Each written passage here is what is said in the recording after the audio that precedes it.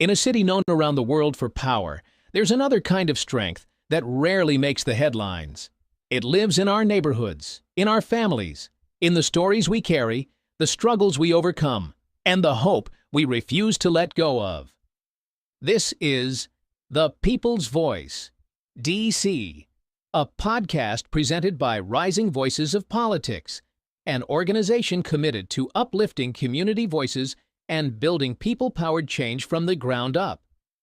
Founded by Reverend Michael Campbell, this space was created to honor conversation, connection, and the belief that every voice carries value.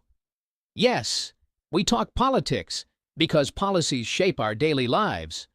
But this podcast is about more than politics. It's about community, about faith and purpose, about culture, creativity, and healing, about parenting, mental health, justice, resilience, and what it truly means to show up for one another. Here, parents, workers, organizers, artists, leaders, and everyday residents come together to share real stories and real perspectives, without pretense, without fear, and without being talked over. We don't chase sound bites. We don't deal in division. We create space for honest dialogue, thoughtful reflection, and conversations that move us forward, as individuals and as a community. Because change doesn't only happen in council chambers or behind closed doors. It happens in living rooms, in classrooms, in faith spaces, in neighborhoods where people decide they care enough to speak up and listen. This podcast exists to inform, to inspire, and to remind us that our voices matter in every area of life.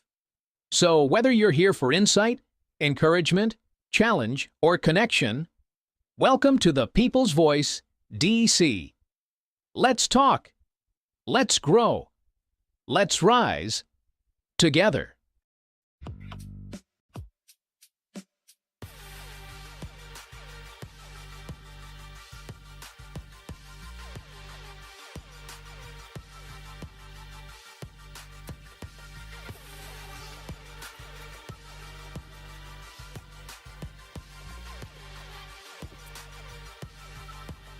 What's up? What's up? What's up? It's your boy, Pastor Mike. Hey, look, I am just excited about what is happening right now with Rising Voices, with the People's Voice DC. Listen, we have an awesome show coming up. We have an awesome show with Dr. Oye, our representative right now. He's running for council at large. He's backstage, and I'm just really excited about this conversation that we are about to have. Like, it's some great things coming this season. We've been gone. We ended our last season. We took a little break. It was holidays and everything.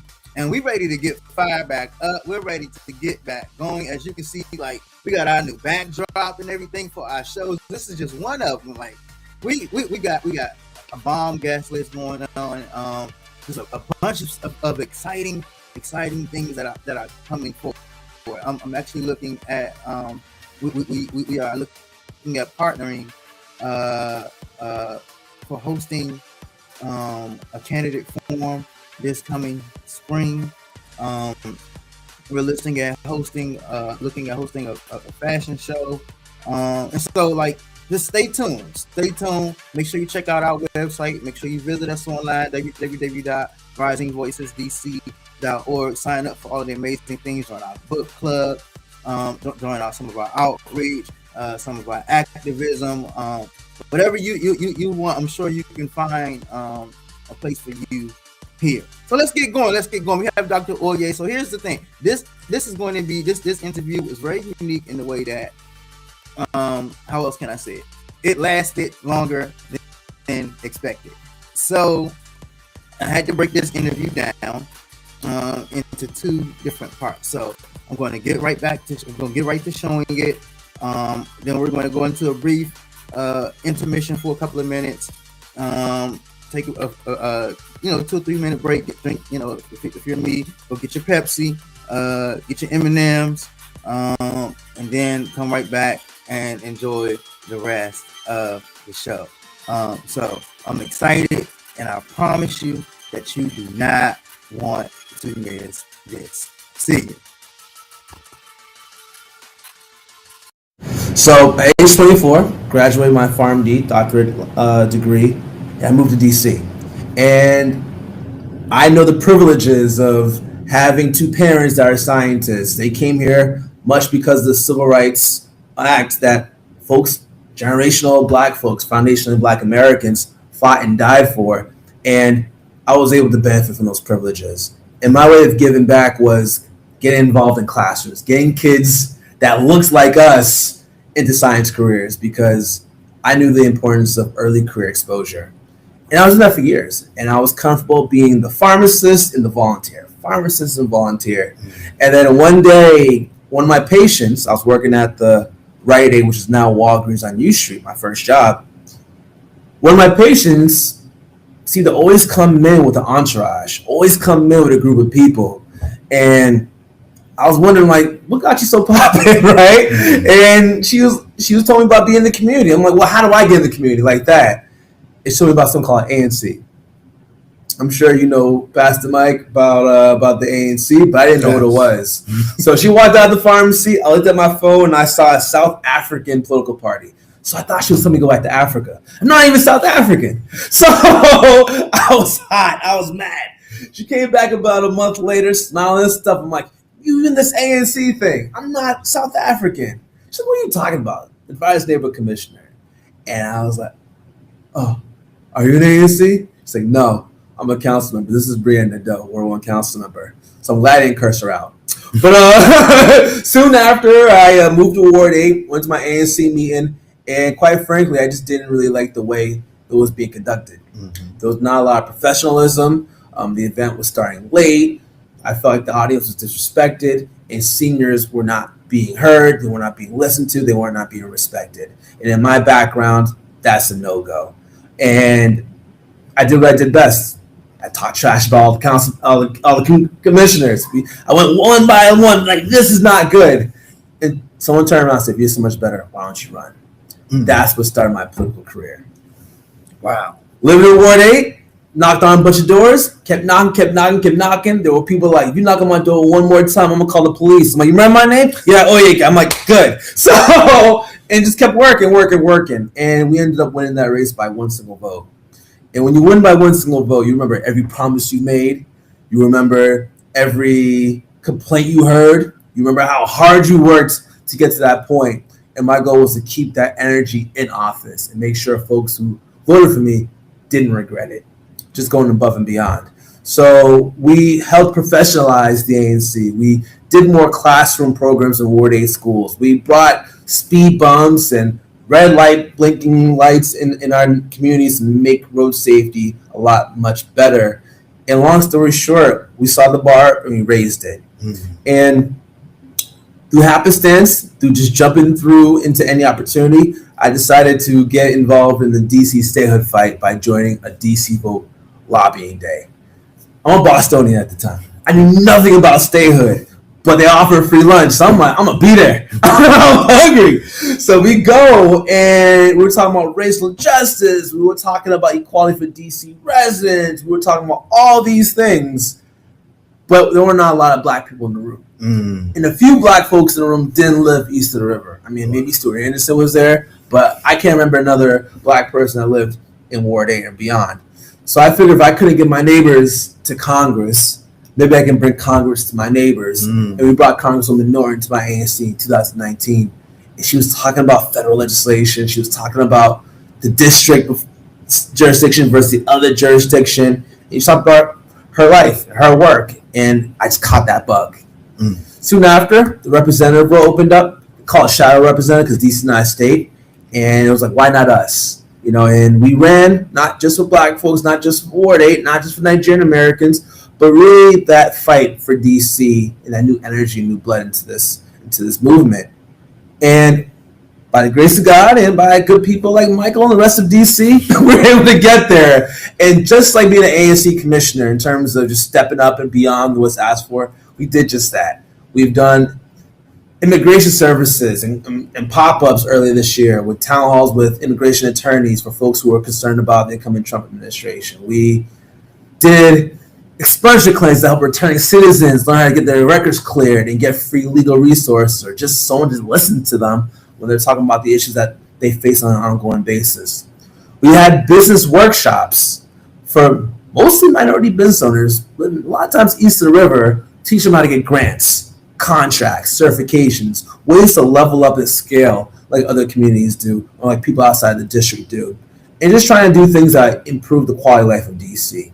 So you didn't ask me this just yet, but long story short, some of the same people we've been supporting throughout the years were saying, "Oh, we need you to have a bigger local impact. We need you to run for council because, you know, we've helped people who otherwise don't get seen. We are making differences in an office that doesn't have voting power, and having the ability to vote on local legislation, to provide oversight over healthcare issues like Fletcher Johnson and other things we're going to be talking about shortly, and also have power over the budget to make sure that the needs and the values of DC are being spent on and is aligned with the people like Pastor Mike and folks who really see where change happens, but oftentimes are in the shadows, is what propelled me to this point. And I'm really excited to share this. I'm really excited to share this life work, but more importantly, I'm really excited to share the values of oftentimes the folks who are left behind or the change makers who just do it by themselves. And we're seeing too many people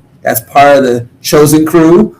We've seen too many people that's part of the good boys, get along, go along, part of the Christmas list, get all the opportunities, and now everyone else don't get much. And it's just time to end that. I agree. It's definitely time to end that. It's kind of been a theme for this year. I don't know, but why not us? You know, I'm a college football fan and an NFL fan, and so a couple of teams I've been following have developed this theme of why not us? You know, and so I feel like that for DC. Why not us? You know, why not us? It's definitely our turn. We have waited so long to get our fair share. So why not us? Before we get started into the meat, should I say, of things, that's my preacher talking, into the meat of it, I do want to remind us, because you just reminded me, you are a pharmacist by nature. And this time of the year, you know, I'm working in the education field.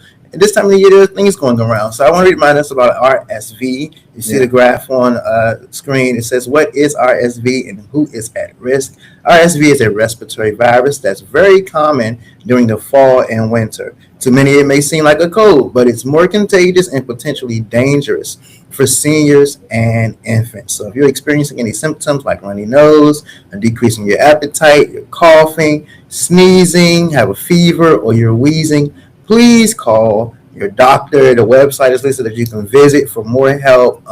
If you have insurance, a lot of times you can check with your insurance companies and they can put you in the right direction. But I encourage everyone, as a man, I know some of us guys, we don't like going to the doctors and we don't like getting our checkups, but we have to take care of us so that we can help this fight for everybody else. If we're not at our best, then it's hard to be to have your full arsenal when going to war on behalf of those that we advocate for. So, Mother Oye, Yes. Another hot topic that's going on right now is the ranked choice voting. Sure. There's a graph to kind of help the people along of how this is working. You kind of rank who will be your first choice, who will be your second choice, who will be your third choice, and so on. This is something that I believe, in my opinion, was successful in New York City, where we see our current new city mayor. Is he sworn in now? Yeah, I think he's sworn in now. Yes. He's been sworn in now. And so we feel like it can make a difference in DC. I know when I was a part of the National Action Network, I definitely was supportive of the Reverend Al Sharpton and all of the work that was being done in New York City to bring about ranked choice voting. I definitely was a part of the move to push it and help it be passed here in DC, not by council, not by the mayor, but I must stress by the people right here in DC. However, the council and the mayor have been trying to find ways to delay it. Right. And as much as I love my council member, even my council member has tried to kind of fight the fight against ranked choice voting. Right. DC politics. You see the article right here I posted. Is DC ready for ranked choice voting? It's moving forward. An effort to delay the implementation of ranked choice voting until 2027 failed at the DC Council on Tuesday, and the new voting method is moving full steam ahead. What is your thoughts and opinion? Or should I say, what are, I work in education, your thoughts and opinion on ranked choice voting? Right. And as you mentioned, I'm a scientist, and we think very scientifically. By the way, you should be a pharmacist. By the way, you plug that RSV. I felt threatened over here. I was like, "You're gonna take my 2 jobs." But more importantly, when we talk about initiatives and ideas like ranked choice voting, we first had to go back to what the root problem is. Right? Traditionally, we had council members winning with 22% of the vote, 28% of the vote, winning by 10 votes or so, or less than 0.5%. And they fall well under 50% of the majority of the voters. And we see in other states, whether it's Republican red states or Democratic blue states, having runoffs, whether it's Georgia, whether it's Illinois, whether it's Texas. And oftentimes the person who comes in second place can actually leapfrog their way and win the end of the runoff election. And what that does is bring forth new candidates, new leadership, that folks who are in office that may not have the support of the majority of their electorate still skate through with 30%, 35% and beyond. So at the very least thing, we need our candidates to win with the majority vote of the people. Not enter ranked choice voting. It's a single runoff system. Some folks are a little bit confused by it, but in my opinion, DC is some of the smartest people in the country. We have seniors that rank their healthcare. We have parents that rank their schools. We have kids that understand how to put things in order. And I believe that with mail-in ballots, it provides a tremendous opportunity for education. We're talking about 75% of DC votes before the election day. That means they may have a ballot in their house for a month and a half to figure out how to rank people.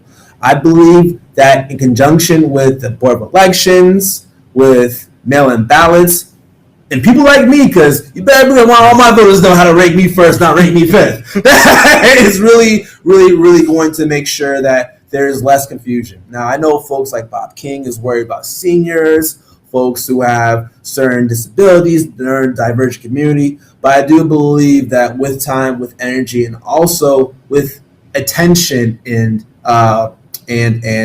with a lot of true information, not misinformation, we can actually get the best results for it. Because at the end of the day, there are going to be opportunities to educate people. Most importantly, we need candidates and we need elected officials that can move with the confidence of having the majority of support. We can't allow special interests to choose. We can't allow incumbency to choose. We need the people to choose. And I believe ranked choice voting with yours truly, Pastor Mike. I know Miguel was heavily involved. My sister from another, Lisa, was involved, Lisa Rice. But a lot of people all across the state from different backgrounds were involved in this. And most importantly, 73%, every single ward voted for this initiative. So the very people that some folks are concerned may not understand ranked choice voted for ranked choice voting. And I think that's really important to point out. This isn't an us versus them. Every precinct voted for this. Every ward voted for this. People from different demographics voted for this. And a Black woman spearheaded this effort, in Lisa Rice in Ward 7. So I think it's important for all of us to trust the voters. Shout out to Ward 7.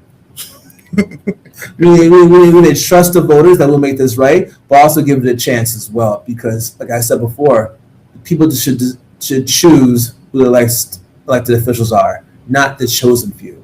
I like that. And I totally, let me say this. I personally totally agree with those sentiments. The Rising Voices of Politics is definitely a nonprofit organization. We aren't endorsing Sure. anyone, but personally, I definitely agree with those sentiments. I personally am a supporter of ranked choice voting, and I believe it will make a huge difference for the future of DC politics overall, the future of DC. And I believe we're going to see that very, very soon, starting this year, not 2027, this year. Yeah. Push it back to a year that we won't have a major election is insane when we have 3 new council members potentially and a new mayor, even new representatives. Yeah. This is why push it back to after. Yeah. This is the one that we actually needed for. There's going to be special elections in 2027. It's going to be a special election for at large. Yes. It is going to be. I mean, whether the congressional race shakes out, there might be, Pinto's running out of Ward 2. Yes. Running at large. We have Kay McDuffie, who just resigned, I believe, yesterday. Yeah, now is facing their own.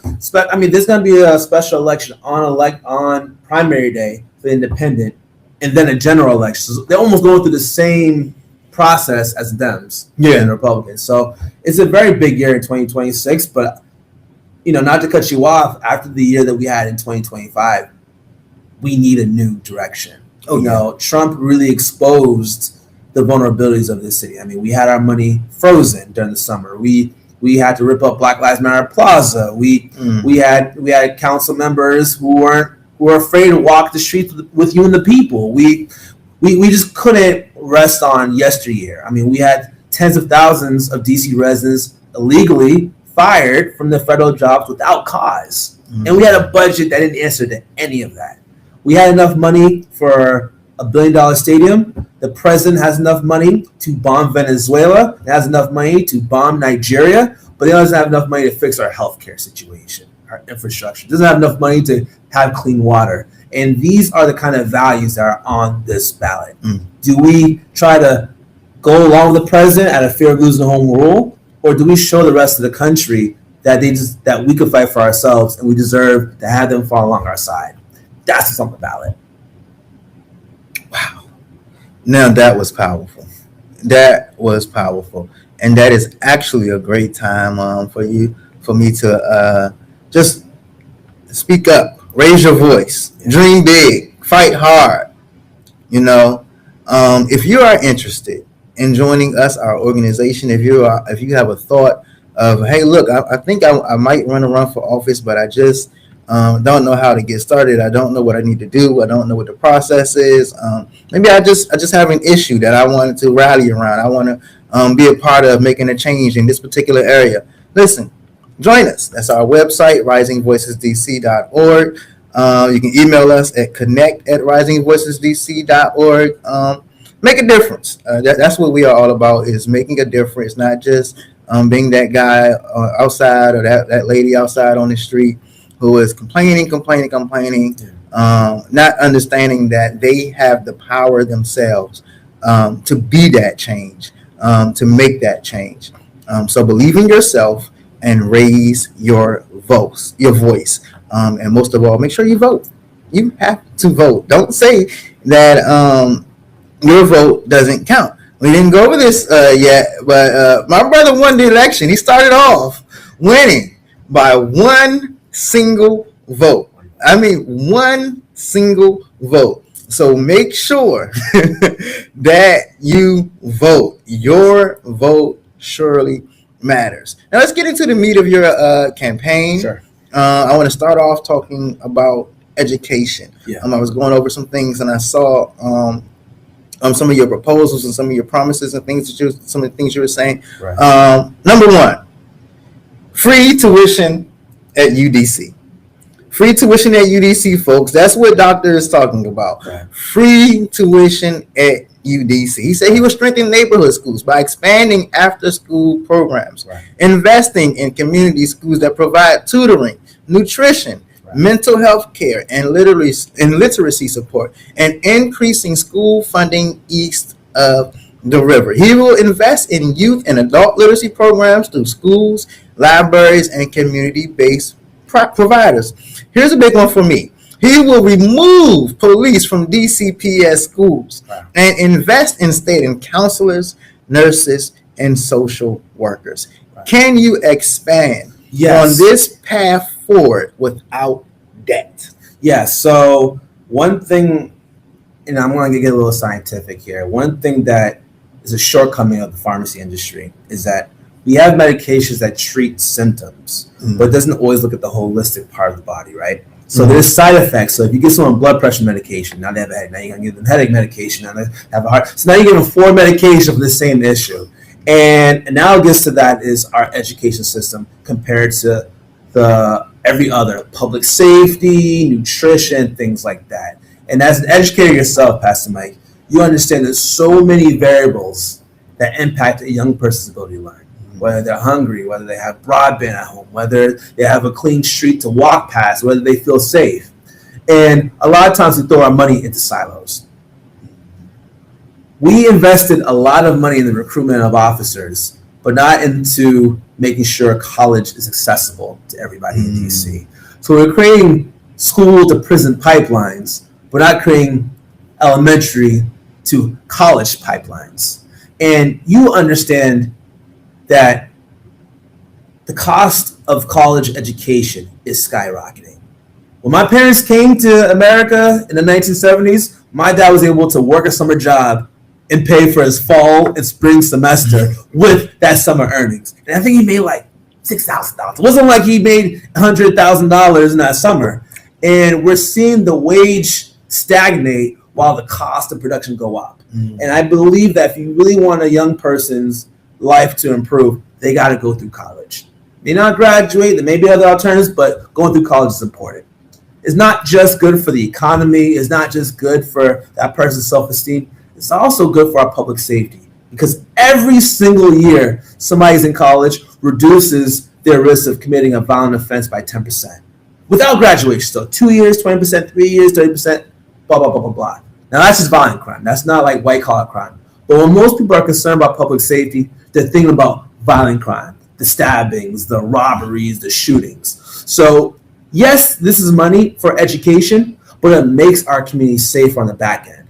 That's why we don't have more police officers in Potomac, Maryland than they do in DC. You know, they're talking about the reduction in our police force, but we're the most police jurisdiction in America. We have U.S. Capitol Police, we have MPD, we have college police, we have school police. We have so many different polices in DC that we're still being policed pretty hard. And to invest in young people to make sure that they don't have a lot of college debt allows them to create businesses, allow them to earn a career that can help keep their family in place. It allows them to stay in DC for the long haul and not just make that money and move it to PG County. PG County is only doing well because that's DC money from the federal government going there. We need our money to stay here. We need people being able to afford to be here. And making UDC tuition free is that investment in a young person. Also, more nurses, more psychologists, more social workers, more people to not only take care of these young people, but also show them an example where they can be in the future. For the past 12 years, I've been going to elementary schools, tricking kids into liking science, putting them into white coats, giving them gloves, giving them goggles, calling each other doctor. Because if they can see it, if they can feel it, then they can be it. And I'm usually the age of their parents. I give them handheld experiments to take home to their parents so they can relive it. But I'm also tricking them into learning college level material. So by the time they get to the 7th, 8th, and 9th, or 10th grade, and they see it again, they're going to be extra excited because they did it in the 1st and 2nd grade. And I've been volunteering all throughout DC, Ward 1, Ward 2, even Ward 7, Ward 8. A 3rd grader is a 3rd grader. And the achievement gap doesn't show until later years. I believe personally, not only because of data, but because of my own life, that early career exposure is the key to getting these kids on track. If a kid knows that they want to be a pastor or a media person like Pastor Mike, then their day-to-day decisions will change. They're not just going to be out on the street all day just doing nothing, because now they know in order to become Pastor Mike, in order to become a change leader, in order to become a thought leader, in order to have your own platform, I gotta be around doing other things. And we spend a lot of money on our kids. We don't spend a lot of time with our kids. And I believe that, yeah, a budget may not show time, but our moral code, and we need certain elected officials who will make it easier for that talent to go into these classrooms and get these kids interested in something so they can get themselves self-guided. I'm sure, Pastor Mike, you've been guided into certain things because none of this stuff is possible without that vision. We're here trying to create that vision, especially for kids that look like us, some kids that in this communities, even some white kids in other areas, just exposing them into some of these experiences, allow them to say, that's the path I like, or even more importantly, that's the part I don't like. Let me find something else. But getting that wheel moving, I think, is a huge opportunity that we sometimes miss here in DC. I agree. I definitely agree, and we definitely need to do more. Now, I wanted to kind of dive more into the investing more into schools east of the river. Yeah. It's not so much of a debate east of the river, of course, but I do run into folks who may say live in Ward 3 or live in Ward 1, and it's like, hey, it's not fair. We need to put the same amount in all schools, and that's how it should be. And I'm like, well, we need the schools to catch up to each other first. Sure. You know, we need the schools that have been lacking, that are kind of underserved, we need to get all the schools up to the same level, and then we can divide those shares equally. So can you kind of expound on your thoughts of why we need to invest more east of the river? Well, I think the investment east of the river is not only important, but it's also practical. You know, if people, and I've started to have conversations with people in Ward 2 and Ward 3, and they get it. If the problem isn't contained and handled in Ward 7, Ward 8, it's going to come to your neighborhood. Right. So when they were ignoring the grocery store closures because of theft, they started realizing a lot of that theft is coming up this way. Because the reason why a lot of those problems don't get to your neighborhood it's just because they haven't gotten to your neighborhood yet. So it's really important that we all are part of this together. And unfortunately, with the Ward 7, Ward 8, we're not only east of the river, we're also east of the 95. So there are barriers for us to get up there for positive things. And when it comes to investment in money or shopping habits, we see a lot of people living in Ward 7, Ward 8, shopping in Ward 2s and Ward 3s and Ward 5s. But you don't see a lot of those Ward 2, Ward 3, Ward 5s coming down to Ward 7, Ward 8. So there's definitely an opportunity to invest and bring some opportunities to bring some cultural hubs, some shops, some kind of business for people to pour down into. But also, more importantly and ethically, we have to even the playing field for folks. Because when everyone has a shot, when everyone has a true opportunity, everybody wins. This is a completely separate topic. I hope you allow me to go there with this. I was talking to a lady, Meyer. She lived in Mount Pleasant. And she was asking me about accessibility, like folks who are handicapped. And she talked about certain buildings that didn't have a ramp. She talked about the streets that didn't have the cutoffs for the ramp up to go up that way.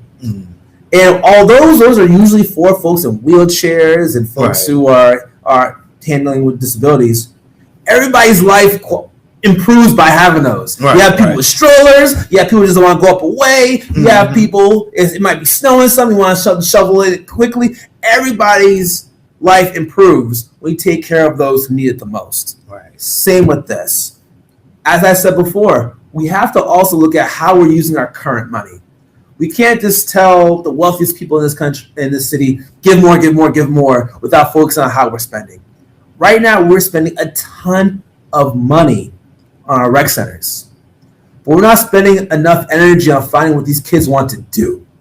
We have kids fighting outside, and these rec centers are empty.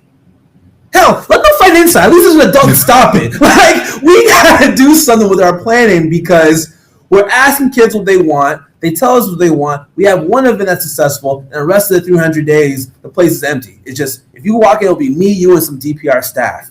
We got to get kids back into these locations, especially as we're spending $20, $30 million every 5 years on each location. That's money we're already spending. So if we can optimize what we're already spending on, then we can figure out how we can share those resources better.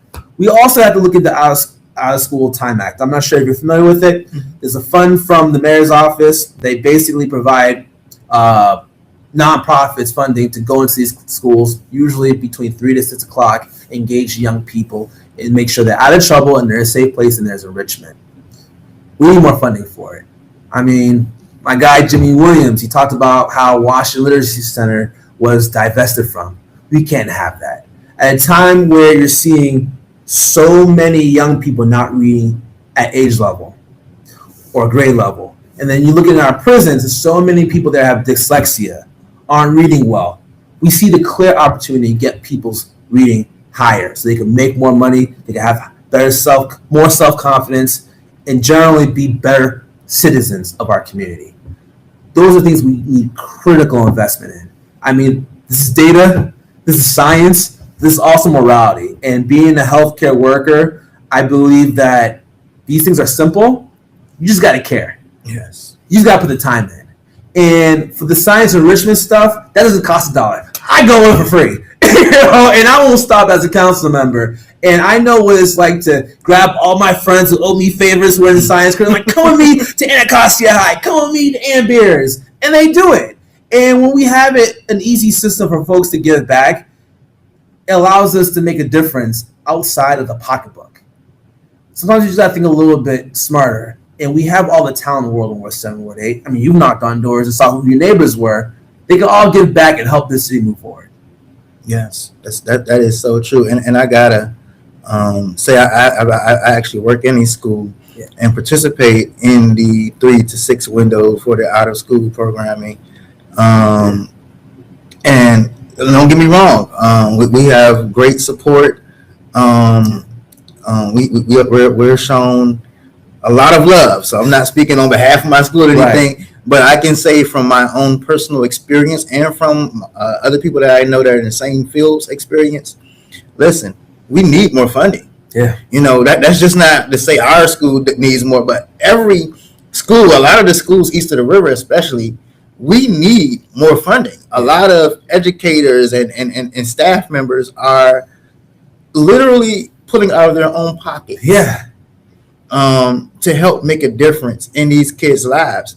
And in this city, it's not easy to pull out of your own pockets when you have a crazy housing situation where rent is skyrocketing. You wake up the next morning and it seems the rent has gone up another $100. Yeah. You know, you wake up 2 weeks later, your electric bill has gone up another $100. So it's like, hey, you know, not to mention gas and energy. You mentioned shopping. I wish that I can go buy a nice outfit in Ward 7, but where am I going? Where am I going? Yeah. So I mean, forget outfit. I wish I can go buy a decent bag of groceries. Without my personal, how I felt a bad customer service experience on Minnesota Avenue. Mm-hmm. Where else am I going to go and buy a bag of groceries? Right. And so it's these things are much needed, man, and it kind of goes hand in hand. I feel like with when we talk about our children, as we started off with, it kind of goes hand in hand with our crime rates. It kind of goes hand in hand with how we're addressing them in our education field, how we're addressing them in our housing. All of these things are related, and we got to stop separating them and taking on them as these are issues that are all related to one another. It's not just a separate issue. Housing is related to our children and education. I know how students that are unhoused are affected in the classroom. Right. I know how students who are malnutritious are affected in the classroom. Right. And so these things have to be taken care of, bro. And so I appreciate you acknowledging that. No, I appreciate that. I appreciate you bringing that up. And I want to go on a little tangent. I just saw a study today that showed that DC birth rates are lower. Right? And you're seeing the cost of goods. I mean, single people can't even date in DC no more. I was out on a date one time. I was thinking about how I was doing the crunch. I was like, man, this ain't gonna work for me. I'm like, I looked through my numbers. I'm running for office. I lost my income. I'm like, girl, I can't. And we laugh about it to keep from crying, but when you're talking about owning homes, I think told the about girl, schools. I told the lady, do not judge me.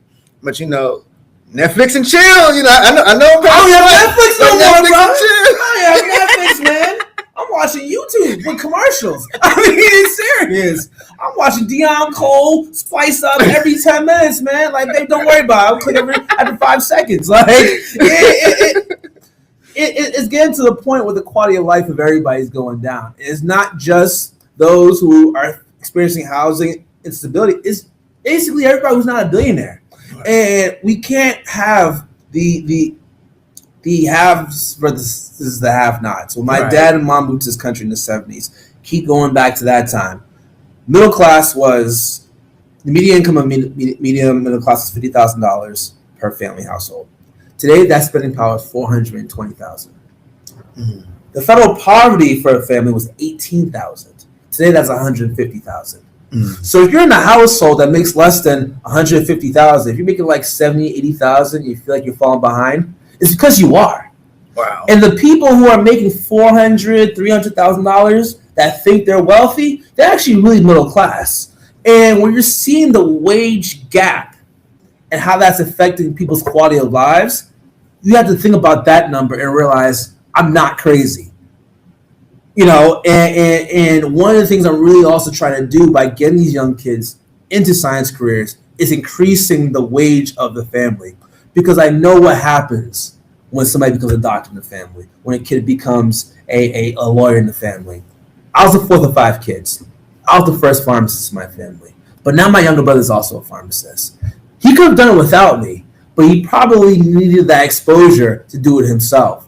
And I've been able to pay off my parents' house. I've been able to do a lot of great things. If we have some of these kids in Warsaw where they having these careers, now they can take care of grandma. Now they can take care of mom and dad. And they'll be less reliant on the government because they know they have Mike's little brother take care of things. That's what we need. Because if we don't develop the neighbor while we develop the neighborhood, we're going to continue to have so much displacement in the city because people won't be able to keep up.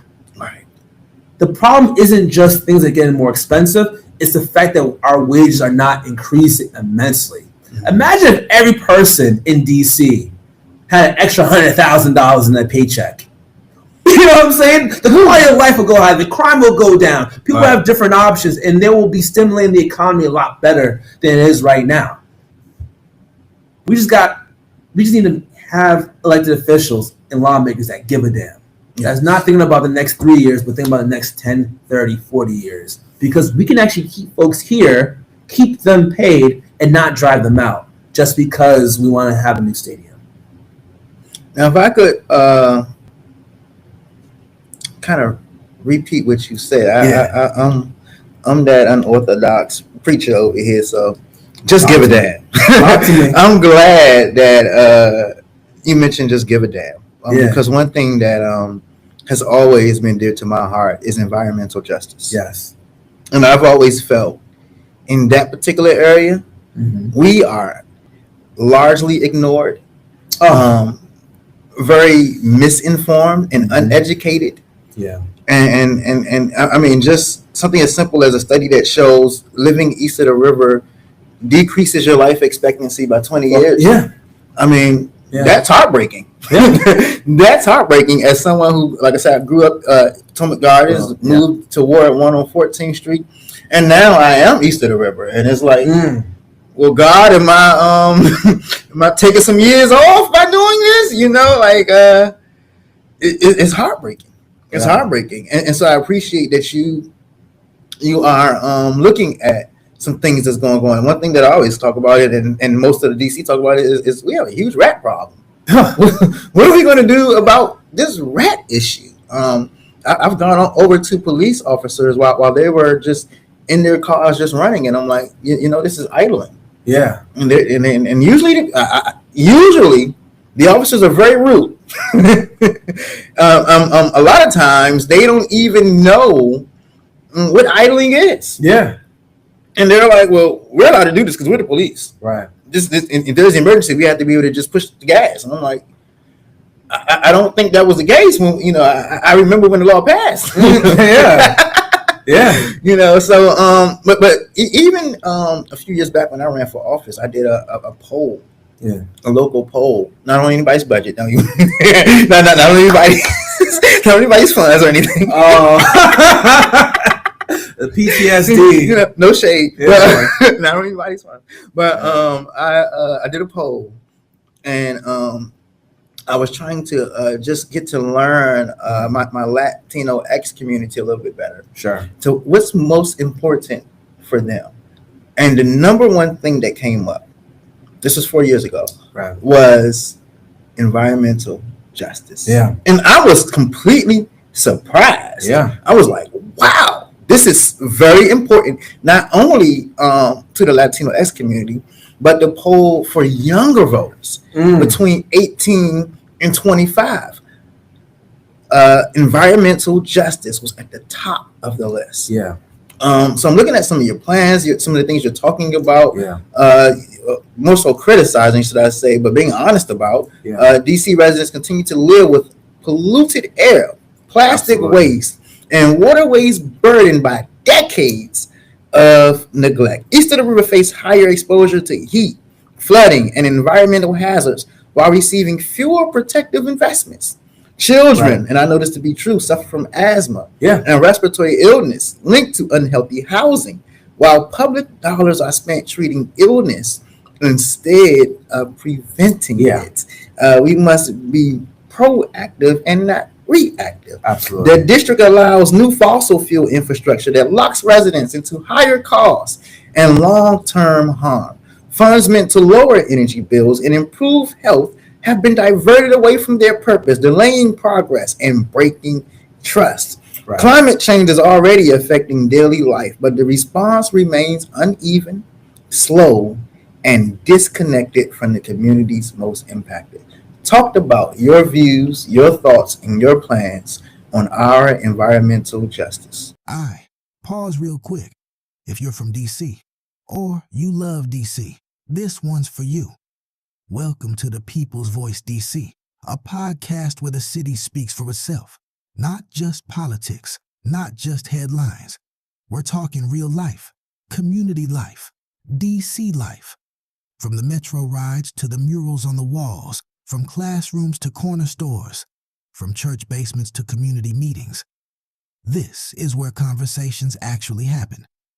We talk about what matters: housing and money, mental health and healing, culture, music and creativity, faith, purpose, and finding your way, relationships, parenting, and growing up in the city. Yeah, we talk politics too, but only because policies affect our everyday lives.